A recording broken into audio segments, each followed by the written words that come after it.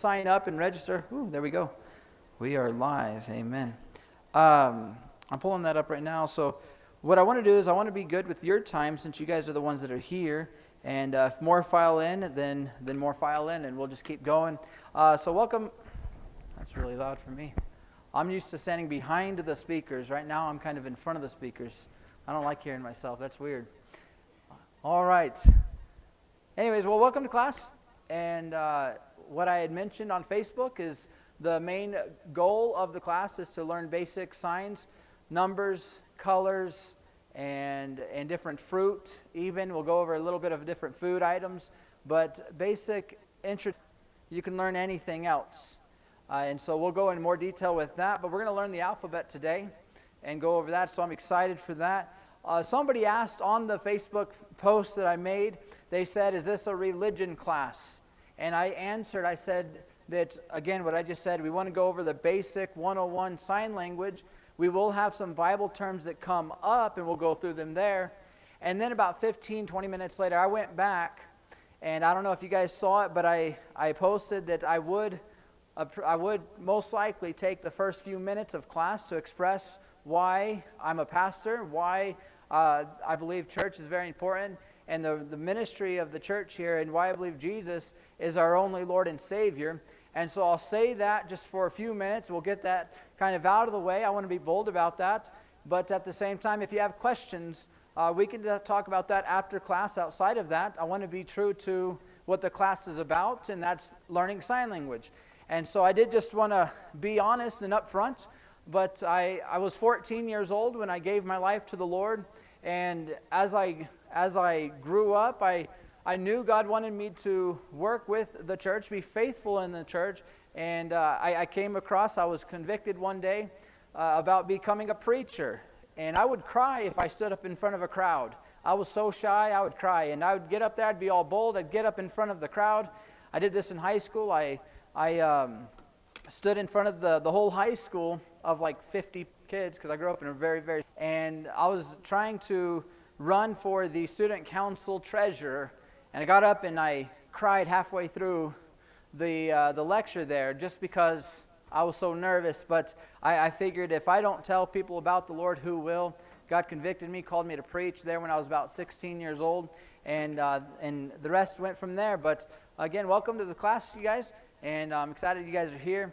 We're just getting started and just taking a moment just to express that if you have any questions about the Lord, about the Bible, we would love to hear from you. I'd love to talk to you. And so what we're doing is, I think we got a clipboard going across, and for people signing up, what I want to do is, as people are signing up, I don't think we handed out any books when you came in. Did anybody grab a book when you came in? All right, children, Joseph, Edwin, can I get your help here? Oh, my coffee. All right, so go ahead and grab some of those books and hand those out. Make sure everybody gets one. This will be our curriculum here and what we're going to go through. And so she's already got one there, bud.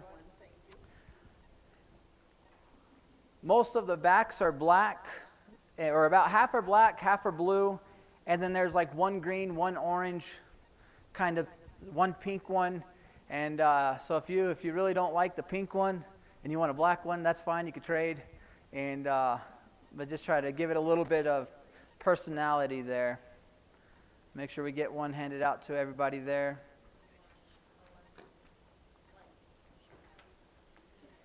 Oh. Go ahead and put it back. You can put it back. All right. So as they're doing that, let me just introduce myself real quick again. My name is Jimmy Rapp. My phone number is here if you'd like. If you don't have it, cushions. So there are cushions spread throughout the church here. And if you need a cushion, feel free. They're not in any assigned seating. So if you want a cushion, go for it. Grab that. That's what they're there for.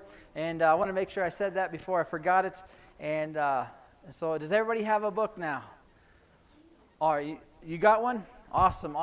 All right, so what we're going to do is, if you would, open up to page 165. Go towards the back there, 165.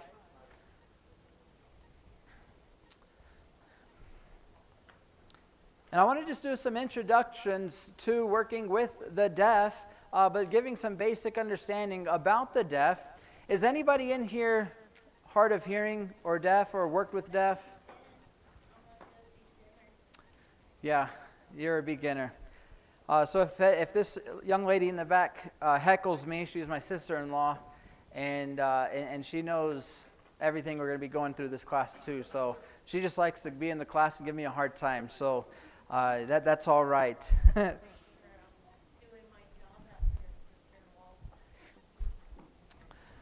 Amen. All right.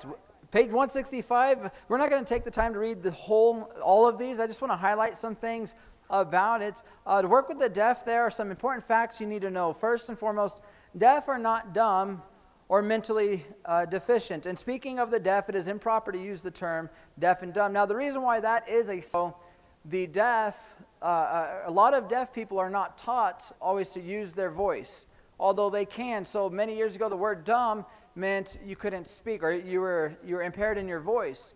And so because of a lot of deaf couldn't hear, they weren't taught to properly use their voice, and so the term deaf and dumb became popular.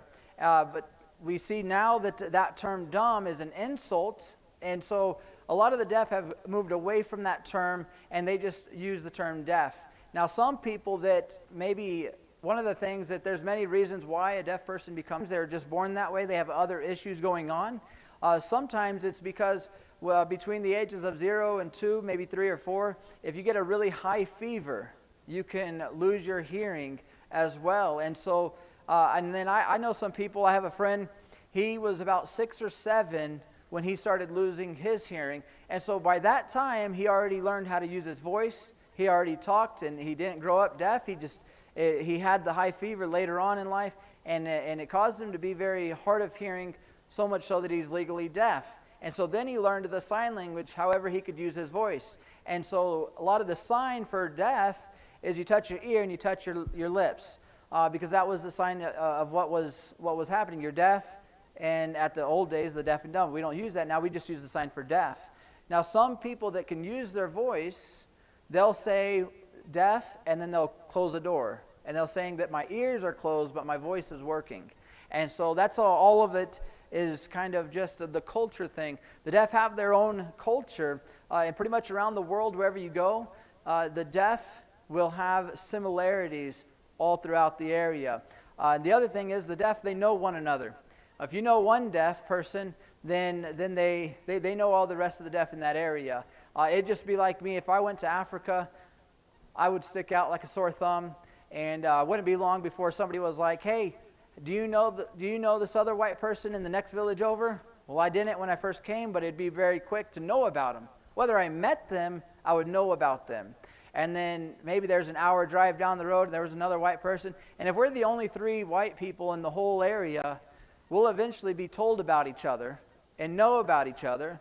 And especially if we see each other, we're definitely going to just mingle and talk. And so the deaf are very cultural like that as well, because they recognize not a lot of people know sign language. The Bill Rice Ranch, and there's a Bill Rice Ranch, and there's another name there. We'll skip over that. We have had very few that could be labeled mute. The deaf lack the ability to use their voices because they cannot hear how to use them. And so as part of the body not used becomes stiff and unusable, so the voice, like a hand or foot, must be used in order to stay pliable. Deaf need to be taught to use their voices.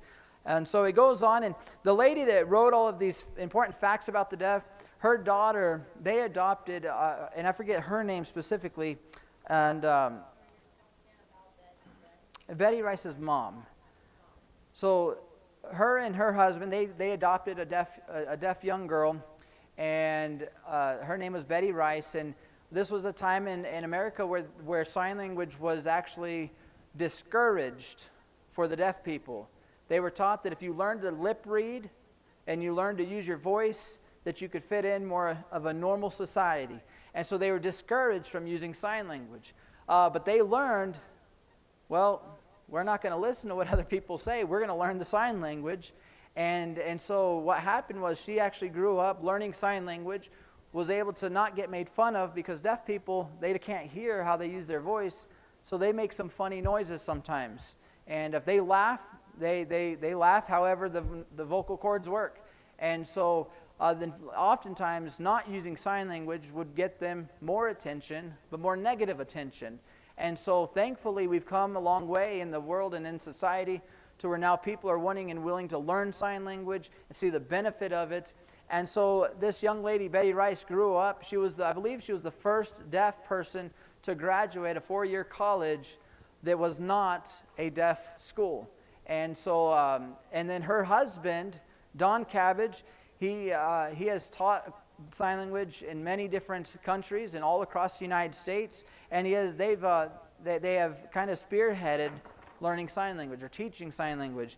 And so the mom of that lady is the one who wrote these facts. And these are what she learned. So I want to give you guys time later to read all of it. But if you look about halfway down the page, there's a paragraph that says, words look alike on lips.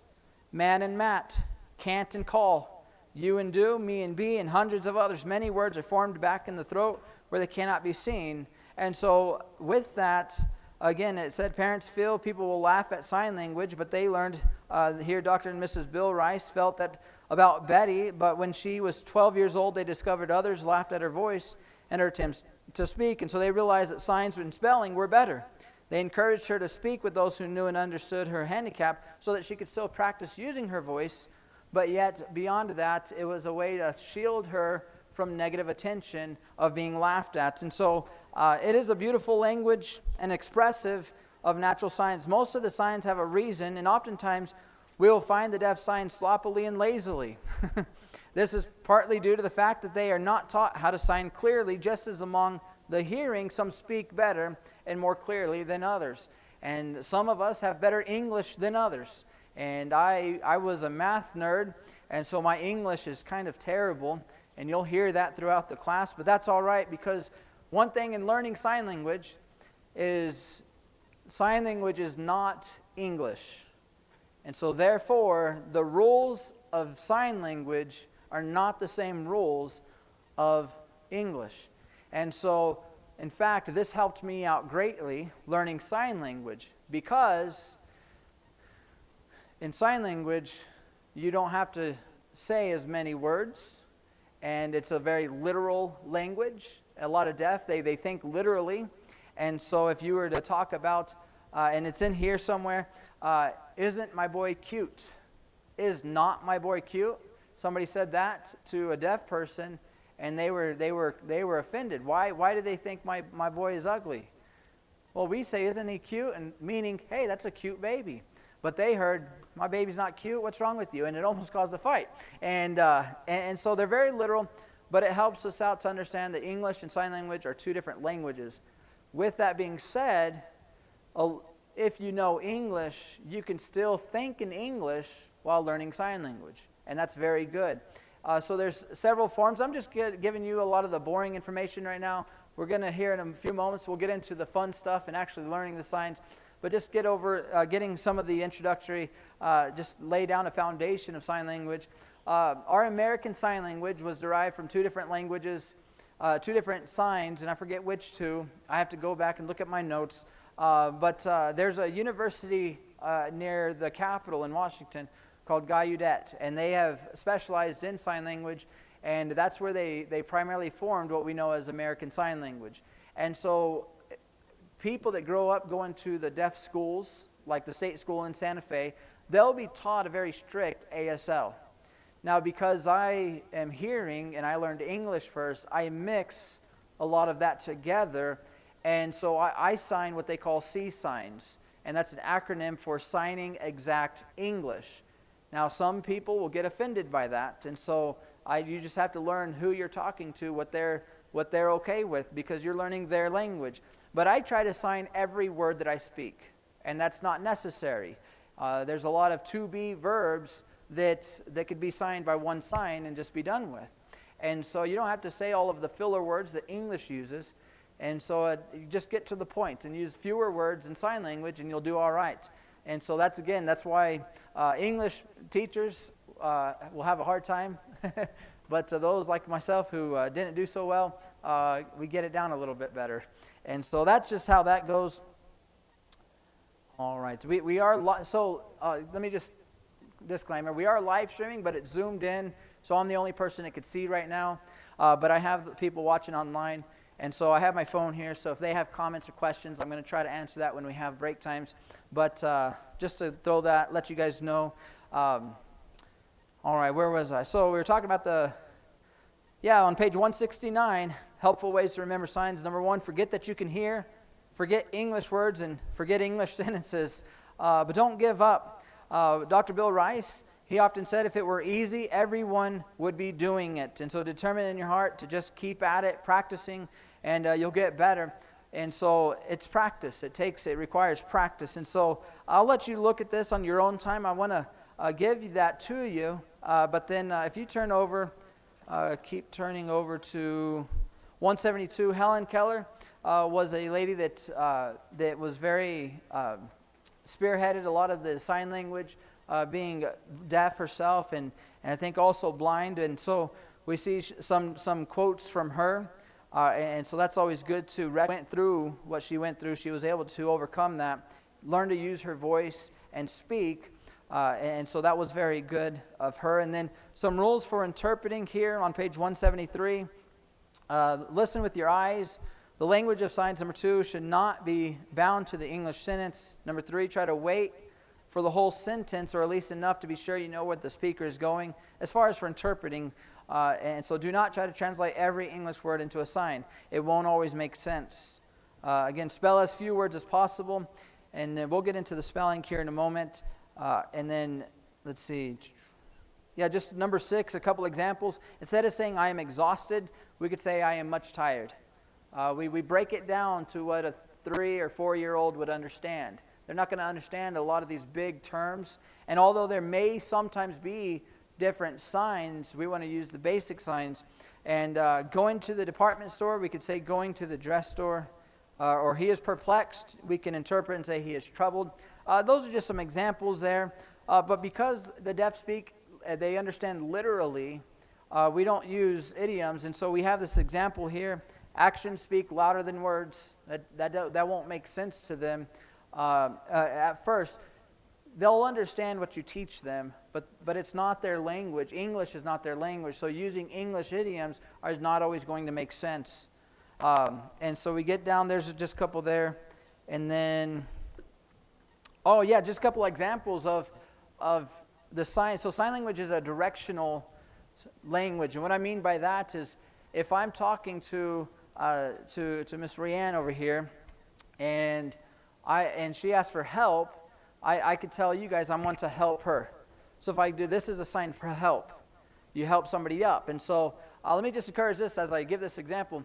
When I give a sign to repeat it, you'll have opportunity to repeat it and help. The more you do it, that's how you'll learn it. And so this is a sign for help. And so everybody you can put your books in your lap, you're just lifting up your hand, because what you're doing is this is representing somebody and you're lifting them up. But it's directional. So if I say this, I'm letting you guys know I'm helping Miss Rianne. But if I need help and I'm holding something, or I guess I can't hold something and use sign language, but if I need her help, I'll go like this to her and I'll say, hey, will you help me? And instead of saying this big long sentence, will you help me, all I have to do is sign help me. Or saying, hey, do you need help in English? In sign language, I'd say, hey, help. And I would be asking that same question with one sign, help. And so with that being directional, this word here is to eat, means food. And so I was signing one time to a deaf lady I was interpreting for, and I was saying something like, we went to feed the pigs. And so I said, I fed the pigs. And she said, or it wasn't the pigs, it was something else, but I forget the exact sentence, but I said I fed them. Like I want to help feed the guests. And she looked at me wide eyes, and it was told to me that she understood that I ate the guests because I brought. So to feed, I was being a host and hospitable, and said we fed them. And so I directional. This is to eat or to feed myself. But if I'm feeding you, or we're giving you guys food, we would feed them. And so it's very directional and understood. They think literally. Well, why would you eat? I signed for myself. I ate the people? No. I fed the people. So it's very directional, and you will make mistakes. Let me say this, couple things here. And, signs, signs, just like language, is just like English language or any language, it's geographical. Is that the right word? Down here in the South, we say words like y'all. People in New York hear that, they'll laugh at you. I don't know what they say. I can't imagine saying a sentence talking about plural. If I say y'all, you guys understand me. People in New York, they'd laugh at me. So same thing in sign language, is geographical. And so, for instance, the word heaven down here in the South is we go into a big house. But up north, I have a friend from North Dakota, and she looked at me and said, "What is that?" I said, "Heaven." And she argued with me and said, "No, heaven is," and they go in like that, but they form a cross. And so making a big house had nothing to do with the cross in her mind. And so we learned that there's language is geographical. And what I was taught is if you sign something and the deaf people that you're around, if they use a different sign than what you were taught, use the sign they teach you. That's the culture. You're adapting to their language. And so down here in South, I say heaven in a big house. But in home, they use daily, but may not be an official American Sign Language sign. And so let me give you an example of it's good to learn from deaf people, but learn from the older generation. And let me tell you why. I was teaching it was a church camp, but it was all deaf people. And I was giving a devotion, or I was leading the singing. The deaf people sing. They love to sing as well. But I was leading a song, and I was teaching them this song. And the song is, "Life without Jesus is like a donut, like a donut, like a donut." And then you hold it, "Life without Jesus is like a donut, because there's a hole in the middle of my heart." So I asked one of the younger people, "How do you sign donut?" I didn't know it. And I'm not going to show you guys right now because there's mixed company. But he told me what sign was for donut. I was like, okay. So I went, I'll show you the sign. It's not a bad. So when you hold out the part, "Life without Jesus is like a donut," I'm going back and forth, and he told me make a hole and a D and do that. That's donut. And so I had the whole crowd, and I didn't recognize it. They were all looking at each other, and they did it, but I held it out, and I held it out until every person in that room was showing me the sign for donut. Well, one of the pastors that were there, that all the deaf people look up to, he's a deaf pastor, he knew he was coming back to that place at the ranch we were at about 2 weeks later for a wedding. So he waited. Nobody said a word to me. But a lot of those ladies went to him and said, "Can you help that young man?" Because when he came back 2 weeks later, he pulled me to the side, made sure nobody else was around. And I might write it on the board because I don't want to say it, but he said, "The ladies are respectful. They would never come to you. They would not want to embarrass you that way." But that's an old sign, and I found out later that that's a new generation of the sign donuts. But the older generation, I can't say it out loud. I don't even know how to spell it. I was signed for donut, but the older generation is going to question you on that. And they thought, well, maybe it was just a home sign that this kid taught me. And maybe so, but that is not the sign you want to be signing in front of a group of 30 older women. It was terrible. And so I was thankful they were graceful. And so with that, learn from the crowd, or learn from the deaf that you're there with. They teach you a sign, take it to heart, learn that sign. And so and you'll see in our book, there's a few of signs in here that'll have a slash and two different signs. And so it is geographical, but also learn from the deaf. And one of the things is, we're going to learn the alphabet here in just a few moments. Once you learn the alphabet, if you spell a word, they'll give you the sign for it. And that's why I said, if you learn the alphabet, that's all you learn, then you can build upon that. Because you could spell it out, and then they'll give you the sign. Then you practice the sign. Now you know a new word. And so this class will be an introductory. But let's get right into actually some learning here. And so we're going to open up to page 1. And we're going to look at the alphabet. And now, as we go through this book, the first word at the top is in English. The second word is in Portuguese, and the bottom word there is Spanish. And so if you know any of those or would like to learn those, that's the order, I believe, that's throughout this book here. Now, let me just say this. We're learning American Sign Language. You go to Mexico, they have Mexican Sign Language. You go to China, just like they have Mandarin and Cantonese and all the different dialects, they have their own sign language as well. And so anywhere you go in the world, they might have their own sign language. But just like English is the business trade language, American Sign Language is becoming the world trade language amongst the deaf. And so I know a lot of people that come from Mexico, when they come over, they'll learn American Sign Language. Now, if you meet somebody that only knows Mexican Sign Language and you only know American Sign Language, then you can get along and understand a lot of the context, but things are slightly different everywhere you go. But American Sign Language is growing in that way. So just to give you guys a heads up and a help. And so just a quick example, and for colors, to make, and we'll learn this. This is a B. We just go like this for blue. Well, in blue, in Spanish, is azul, which starts with an A. So they shake an A. So we're thinking, what is A? I don't know what that is. But if you understand the context, context is key. There are some signs that we use that one sign can cover 10 different words. And so context is very key. And so what we're going to do is we're going to learn, I don't want to get ahead of myself, I want to go over the alphabet here.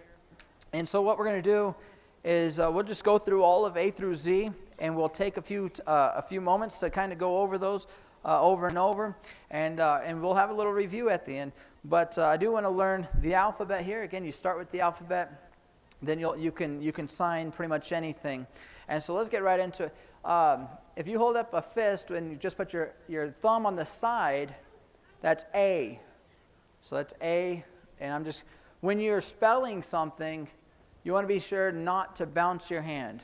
Just say A, B, C, D, so on and so forth. Now, this is a sign for spelling. So just wiggle your fingers, that's spelling. And if you're right-handed, use your right hand as your main dominant hand. If you're left-handed, use your left hand. There's no respect of persons that way, and so the signs will read the same to the reader. And so we have A like this, a fist with your thumb on the side, and that's very important to know because when we get to S, you'll see why it's important. But that's A. Then B, 4 fingers up, your thumb in front. That's B. Now, if you look at each letter, this looks A looks like an upside down A. You still have a round part and a little tilde, so it's kind of upside down, but just what your hand makes. B, if you picture like on the side, it makes a B from the side angle, so that helps you. That's B. C, very, very easy. I usually, because on my mind, I want to see a C, but if you keep your hand out like that and you're spelling something and you just keep it straight out, A, B, C, they'll understand that as well. But it's kind of like an accent. You might see some people hold it out like this. You might see some people turn it sideways. Both are right. It's just like an accent. And then D, so you want your index finger up and the rest down. And again, looks like a D. Now, E, if I go too fast, if you have questions, raise your hand. Tell me to ask questions. Make sure you get it. I don't have my glasses on, so. Making the distinction between an A and an E. What is the distinction between an A and an E? So an A, your thumb is on the side. Now we did D. Now E is you're going to curl your fingers and your thumb's going to be in front just like that. Now if your knuckle is touching, that's fine. Some people like to exaggerate and lift their thumb away from their fingers just to give that exaggeration. Again, that's more of an accent. If a deaf person corrects you and they say, no, touch your thumb, then touch your thumb. If it's easier for you to have it just a little bit open, that's fine. But again, go with the deaf people and what they teach you because there's going to be accents. But I usually touch my knuckle to the bottom of my fingers. And so that's E. And so if you look from the side view, it forms a little E. So just helpful hints. F is you're just going to grab your index finger and lift the rest of your fingers up. That's F. G is you're going to turn your hand sideways, just one finger, your index finger. And you often see, if you look in the picture there, you see your thumb is out too. So G, you stick your thumb straight out and your index finger straight out. That's G. H is just 2 fingers. And so there you go. You have A through H right there. I'm going to go over all of them, and then we'll take each page at a time to kind of review. But I, just stick your pinky up. I. All right. Now J starts off the same, but you just draw a J. That's draw a J. Now K, you do like a peace sign and stick your thumb in the middle of it. That's K. Now this is what confused me, so I just want to point it out to you. That's the same sign for P, but P is facing down, K is facing up. And so that's a very important key distinction. So K is up because it forms a K, right? And then L. Oh, do we have a question? You're all raising your hand. I'm just kidding. So K has to be outward facing? Yes, yes. Now, let me say this, seeing you guys, I'm raising my hand up so you all can see me clearly. But when you're signing, we have like a batter's box. We have from about your forehead down to about your belly button. This box here is where you'll keep most of your signs. And so you'll see different exaggerations. But if you're just normally signing, you can keep it all right here. Now, if you're a storyteller and you want to get all, big, and that's fine. But you don't necessarily have to. I'm holding my arm up like this so you can see it, but you don't necessarily have to do it yourself. So just keep it right in front of you. And that way, because most people, and you'll find we'll do this too. I may not see every sign. Like my wife and I, we have 8 kids. They're in the class, which is a negative thing, because now we're not going to be able to talk about them in front of them. But I won't recognize all the signs that she says, but I could at the same time, if I see the sign and I read her lips, I can make sense of what she's saying. And so the same thing with the deaf. If your signs are close within this middle box here, they could see your sign as well as your lips. And so you could say the sign you're saying, and that helps. And so moving on, yes, K is out like that. L, just like an L. And yes, that is a real sign for loser. Now M, just like in cursive, you have the extra little humps. So you're going to stick your thumb between your pinky and your ring finger. I don't know what it's called on your right hand, but you're going to do that. Now, that's an M. Now, a lot of people, the more signing you do, especially older people, you get carpal tunnel in your knuckles. It's hard to bend your knuckles all the way. So sometimes you'll see me, like I think when I did the video, I kept my fingers straight out. So just be mindful of that. You can keep them straight, but the correct definition, book learning is you're going to close your fist like that. That's an M. Now, just go right one finger over with your thumb, and that's an N. So just think of cursive. You have the 3 humps, the 2 humps. That's M, that's N. And then O is O. Just like the C. You could keep it like that. People will understand. But I go like that just because that helps me understand the O. And then P, again, is just like the K, but down. And so that's P. Now Q is kind of like the G, except facing down. Just with your thumb out, your index finger, Q is facing down. And it kind of gives for me, how I remember that is when you make a capital Q, you make the little tilde, you're making the little tilde with your hand. That's how I remember it. There are reasons for a lot of these signs, and my wife teaches me the reason for the signs. Once you understand the reason for a lot of the signs, then it helps you understand. But some of the signs I remember is the right sign, but I have a different example of why that is the sign, and my wife will be like, no, they made that sign because of this reason. And so as much as I'll teach you the reasons behind them, but not all the time will I know that. And so sometimes it's just memory. But Q is straight down like this. All right. Looking at the comments online. And then R is you're just going to cross your index finger, your middle finger. And a lot of times in school, I was taught to go like this for a restroom. And if I needed to go to the restroom, I would go like that. That's just how I was taught. Just a quick note. If you put your thumb between your index and your middle finger and close it like that, that's a T. But if you go like that, that's the more accurate sign for bathroom. So just I'm going to throw stuff out there as much as I can. And we're going to learn more than probably what you can soak in one class. but once you get it in, then you can practice it, and the more we hear it, the more it'll work. But the R is like that. S is make a closed fist.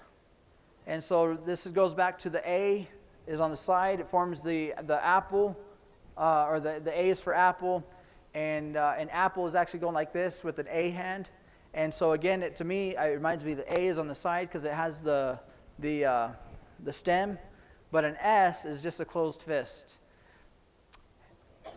T, again, I just showed. T is where your thumb is in between your index and your middle finger.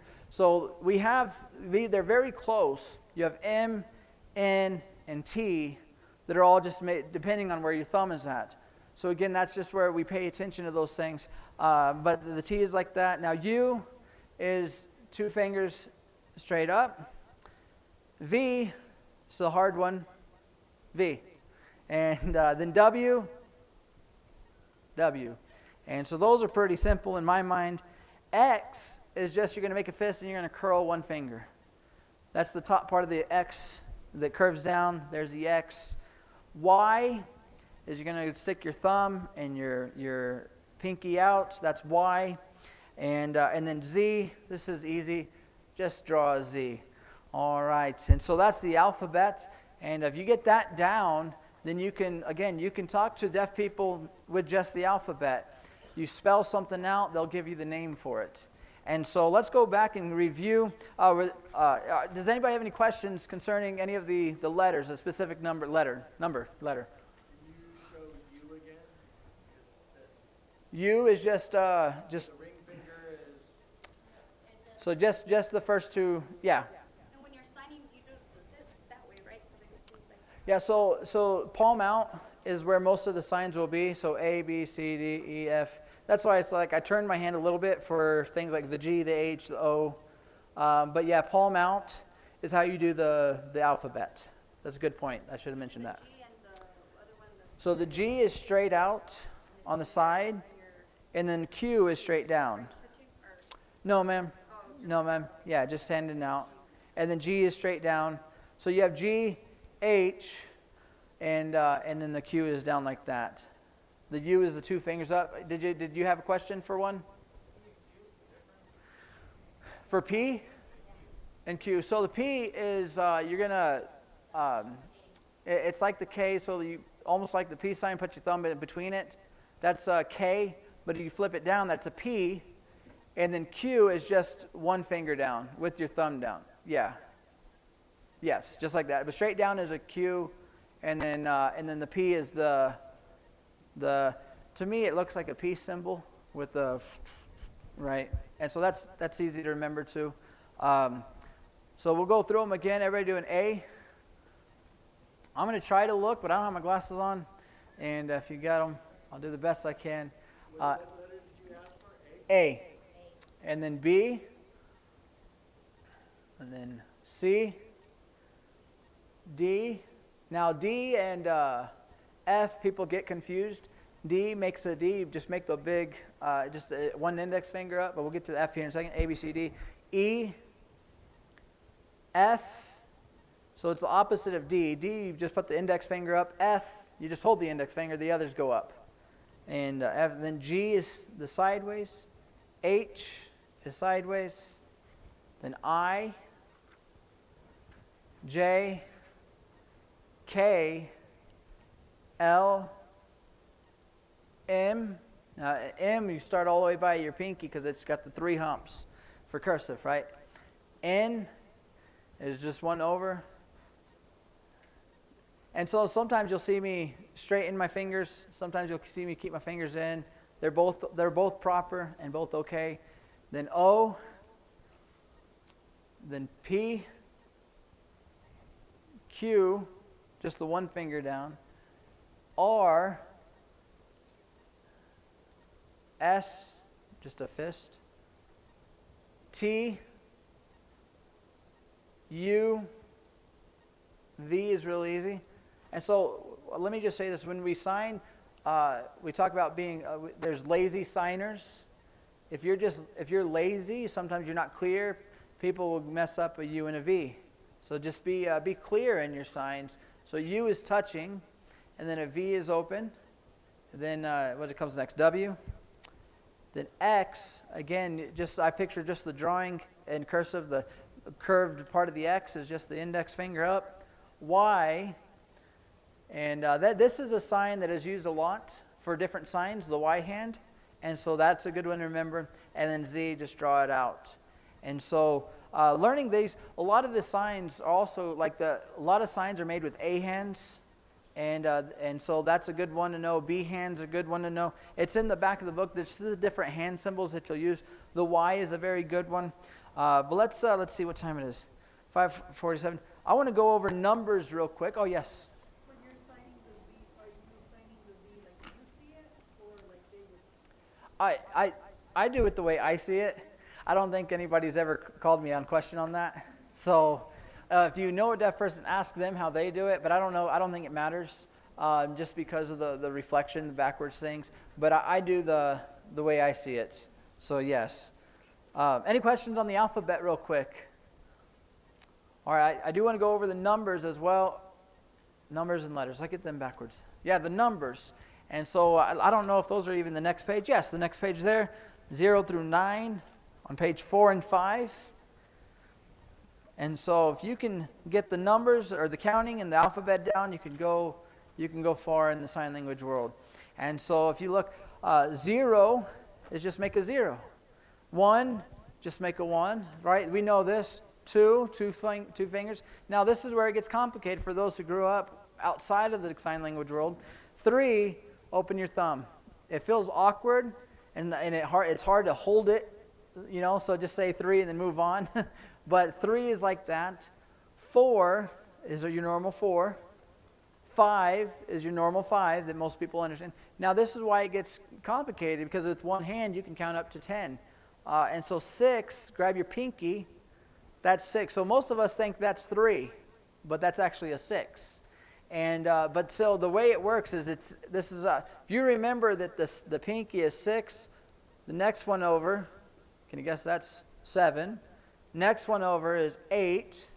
Then grab your index finger. This is 9. So this is where context comes into play, because a 6 looks like a W, a 9 looks like an F.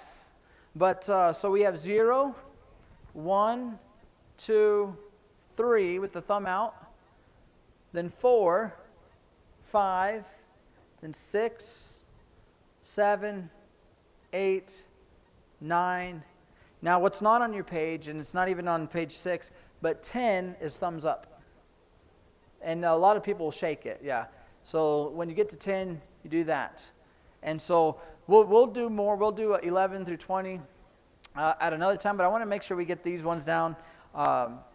In fact, you guys got those down pretty good right now, at least it's fresh.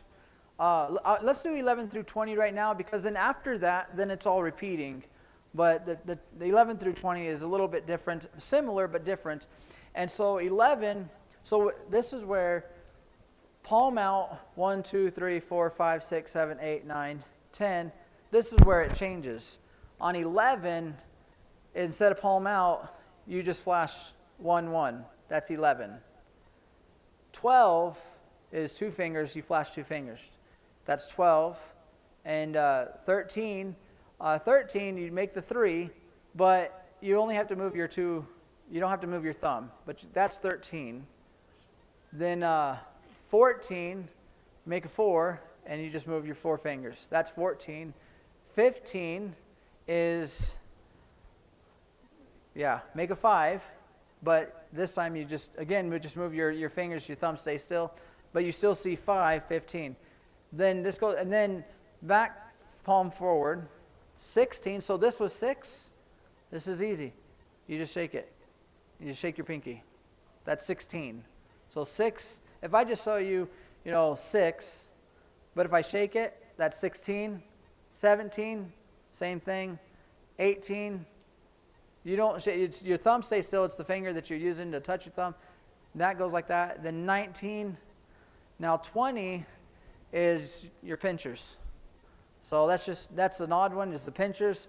Now 21, I'll go to 21 because that's weird. I don't know why 21 has its own sign, But I'm not saying anything derogatory here, but you just make a gun and you bend your thumb. That's 21. And so after that, then at least from 21 or 22 to 100, then you just say 22, 23, and I move over a little bit, but I'm not bouncing. And you can go in the same spot, 23, but I move over just a little bit because just like if I write it on paper, they're next to each other. And so I do 23, 24, 25, 26, 27, 28, then 29, then 30 is 30. And then it's just the same numbers over and over all the way up to 100. And so once you get 0, let's do 0 through 20 again. 0, 1, 2, 3, thumbs out. Then 4, then 5, then 6, 7, 8, 9, 10. Thumbs up. Did you get it, Miss Maria? She gave me a thumbs up. 11, just 2 ones, right? And then 12 is 2 twos. 13, 14, thumbs in. You just move your fingers. 15, move your fingers but leave the thumb out. 16, palm again forward. Shake your pinky. That's 16. Then 17, 18, 19, 20. Use your pinchers. And then 21 is just a little gun. And then the rest is repeat. And so, amen. We're making progress here. All right. It is 5:53. So I want to go back and review the alphabet one more time. The alphabet, again, if you know how to do the alphabet, you just spell it out. Now, for a lot of us in this room, we all learn to read at different ages, and that's fine. But when we learn to read, we can use phonics or the word phonetically, I think, is that a right word, to sound it out. When we're reading, we're learning to read, and cat. Well, what does a C make? At, right? And we see the word cat. We've also heard ourselves say it, and we've read it, and so we have several different senses going into learning how to read the word cat. Deaf people, it's a memorization because they don't understand that we are taught that A can be A or A. We're taught that E could be eh or E. We're taught different sounds associated. We're taught different rules. But the deaf people, they can't hear themselves. And so they have to just remember, because we can hear the word cat and know what a cat is. But they can see the sign, or see the letters C-A-T, but they're not associating it with the sound. And so they just have to remember a sign for it. And so that's dog. I don't know why I did that. That's dog. Cat is you pull your whiskers. So anyways, so a lot of times, although they can learn to read English, because their language they're not taught all of the different verbs that we are, sometimes it's still hard for them to read. And so a lot of them, I know spelling was hard for a lot of people growing up, learning to spell words.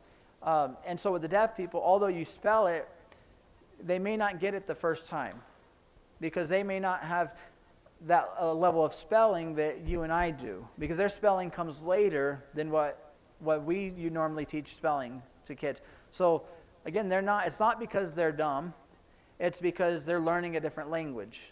And so we have to give that grace and understanding there.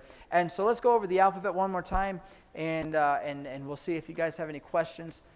So there's A, B, C, D, E, F, G, H, I, J, K, L, M, with your thumb in between your pinky, N, O, P, Q, R, S, T, U, V, W, X, Y. I don't think you got an X in the white shirt. Just make a fist with just your index curled up. I'm trying to get everybody. And then Y and Z. And so that's the alphabet. It is 5:57. What I want to encourage you guys to do is you have your books, and now that you've kind of gone over it, I think seeing these signs here, I think you could pick them out if you forget one. But what I would encourage, how I learned, was I just started like a kid in a long road trip. You'll read all the signs. What I started doing was I started spelling things. I'd go to Walmart and I'd start spelling Walmart. And I'd get into Walmart and I would see the cereal, and I would sign cereal. And I would just pick words and I would just practice spelling. And you could do that while you're doing. So I have two M's. So I do a J, I. Now M, I could either go M and move it to the side, or I could just slide it. If I just slide it, that's the same thing. So the word pool, if I'm spelling the word pool, I'd say Pool, right? And so you just slide it if there's a repeat there. But even when you're introducing yourself, the first thing you do is you sign your name. My name is Jimmy, and then normally they'll give you a sign name. Now a sign name, I'm going to try to fit as much as I can in this hour, and if I go just a few minutes over, I hope I don't, but it's 5:58. Let me just say a few more things. When you're signing your name, that's your name. Now, then they'll give a lot of the deaf people, so culturally speaking, a deaf person will give you your sign name. And so if you watch the video of the invitation, I said my name and I spelt my name. My name is Pastor Rapp, but my sign name is Jimmy. So my name is Jimmy like this, because my name starts with a J, so that's the J. But the deaf person that I met, I wore a fedora every day. And he was like, you got a full brim hat. And so to him, when he thought of me, he thought, oh, the fedora guy, so he made a J. Well, I met that one guy for 1 week when I was like 14, 15 years old, that deaf guy. He was working at a camp I went to. Well, I went back at 29, so it'd been like 15 years. I'd never run into or really communicated much with the deaf person since then. And when I went back to that same place, my everyday work hat was this bamboo hat that I have up here. And so I said, well, when I was 15, my sign name was like that. And they looked at me and they said, why would we change that?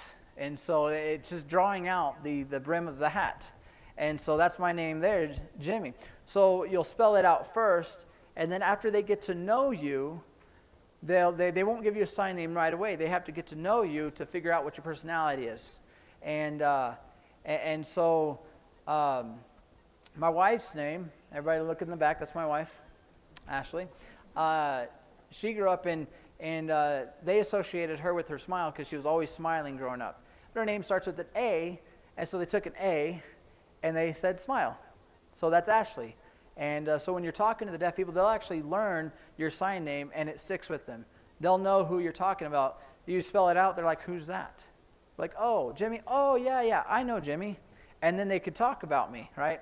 And so my wife was Ashley, and so because it associated her with her smile, but that was given to her by a deaf person. Now, because we don't have any deaf around our own family, for our home signs, as I was mentioning earlier, we have home sign names for our kids, especially, like I said, we talk about them in front of them, amen? Sometimes you just have to do that. But like, for instance, I have a daughter named Elizabeth, and so we all have an animal associated to our whole family. I'm a panda bear. I have two that are monkeys. I have one that's a black panther. We have animals associated that just fit our personalities, right? So Ellie, she's not going to like me when she's in high school, but Ellie, elephant, what teenage girl wants to be called elephant? But so her sign name is with an E, and we form a trunk. And so when we're talking about Elizabeth, we say that. Now, that's because we've given that to him. Ezekiel, my 4-year-old, if you see him running around, he's a little Vietnamese baby boy. He's 4, but he has a birthmark underneath his eye. And it's a very prominent birthmark. And so his sign name, agreed upon by the deaf, is you make an E and you tap where the birthmark is. And so there are times where the sign names come quick. Sometimes it comes over time. It may not be the first day they meet you. It might be a week after meeting you, but it'll be soon. Culturally speaking, allow the deaf person to give you a sign name. And so what I want to just say at 6:02, I've got to get you guys out of here. You have my number if you have it taken down. I have your number if you send out the thing. I have a few of my business cards right here on the table. Feel free to take those. What I would encourage you to do, what I did, was I took a little notepad, and you can even keep it in here, in your book here, but I would write down words that I wanted to know at the next class. Hey, how do you sign this? Just helpful. It came up in a conversation. Write that down and ask me, but you could either wait till next class, or you can shoot me a text, and I could describe it or help you out video-wise. And so write down, it's okay to write down questions that you have about the deaf community, about the deaf culture, or any questions that we've reviewed. And so what I wanted to give you guys homework to do is practice spelling your name. And practice spelling all things, just like I said, go to Walmart, spell Walmart. But practice your name, practice your cat's name, practice your dog's name, practice your fish's name. Just practice the finger spelling. And the only way you get better at it is by doing it. And that's the only way. Now, it's just like typing. If you did it like me and I just did nothing but sign everything, spell everything, after the first 2 days, my fingers, my knuckles were a little sore. But that goes away. So don't fear that. Don't worry about that. It's just building a muscle you're not used to using. And so just go over the alphabet. When I learned the alphabet, I had a 12-hour ride home. And I can't tell you how many times I just A, B, C, D. I just went over it, over and over, until I got what I thought was fast. So sloppy, but fast, right? But it came just by doing it. And you can watch videos. Feel free to go just Google some videos. There's a lot of good online tutorials that will help you with signs that are probably much better teachers than I am, but there's something about being in person. And so we have the books. If you want to look through some of this here, feel free to. It's your book. And ask those when we get back. But we're going to go through this book during this semester time.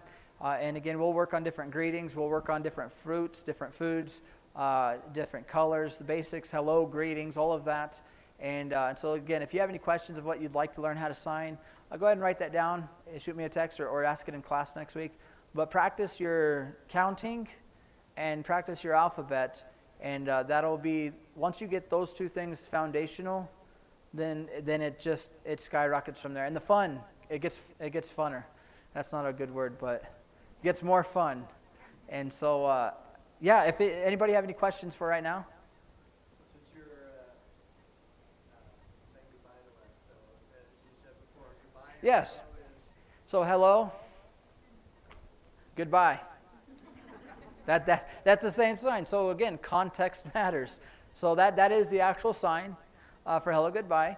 And anybody have any just one-word questions right now about how to sign this? Kind of get an idea of any curiosities? Don't make me sign that. What is curiosity? Yeah. Got an itch in your throat? It's yeah. How do you say question? Question? So you just draw a question mark. You do a whoop, and then that's the question. Different questions have different signs. We'll go over who, what, when, where, how, why. We'll go over all of those signs. But if you make a statement, in sign language, or in English, we have tenses that would allow you to understand past, present, future tense. In sign language, they don't have that. It's just the sign for ran, or run, or going to run. It's all the same sign, run. So you give a time, when you're signing, you give a time indicator. And so you say, to say you ran, you say, in the past, I ran. Or in the future, I'm going to run. And so that's how you give timing because of you set the tone. But once you set the stage, if I say, in the past, I ran, I swam, that's swimming. Right, just some basic signs that make sense. I ran, I swam, and I jumped. I don't have to say all of that is in the past because I said it once already. It was in the past. I did all of these under that context. And so, but if I'm asking, if I say something, So this is where, good question. Let me just say this. Your body language, for me, when I first started learning sign, I was almost embarrassed to be theatrical. And I was almost embarrassed, but your facial responses play a part in the body, because it's a body language. Sign language is a body language. So your facial response will determine the tense or the tone of what you're doing. So if you ask a question, if you say it with a surprised look on your face, then they're going to know, hey, it's a question. But if you, like, it's just, so your face plays a part into it. And that's where I'm still working on that. But it's okay, like, don't be embarrassed to be enthusiastic. Don't be embarrassed, because that's a language. And it helps. And so you could just make a blanket statement, but then to let them know that you're asking a question, you can draw a question mark, or it's by your body language. If you like kind of look back, like that's all. This is ASL 1. That kind of comes into like ASL 3, your different body responses, but it is a foundational thing within ASL 1. So just to know that as well. And so, for instance, I'm trying to think of an example of asking a question versus making a statement, but I can't think of any. But anyways, any other questions? One-worded questions or answers, or all right? I can go on for the next 3 hours and not get bored, so I'm going to have to just let you guys go. Yes. Yeah. If you want to write your names on your books, they're yours to keep, take home, go through it, practice the alphabet, and put your names in it. They're yours to keep. And if you have any questions, just let me know. Take my number down. Hopefully we got all of yours. And again, I'll just keep going and going and going. So if you're done, if you're free to go, and if you have any questions, you want to stick around and ask, maybe not in front of the whole class, I'll stick around for a few moments and let you ask me a few questions outside of class as well. So at this time, we are dismissed. Thank you for offering it for free. Yes. Oh, yes. No, I love it. Oh, and as you're being dismissed, let me just say this. If you don't have a Bible, apart from sign language, if you don't have a Bible, you'd like a Bible, we have full Bibles on the table there at the end. The smaller ones are New Testaments with the Psalms. Those are free. If you'd want one, go ahead and take one. And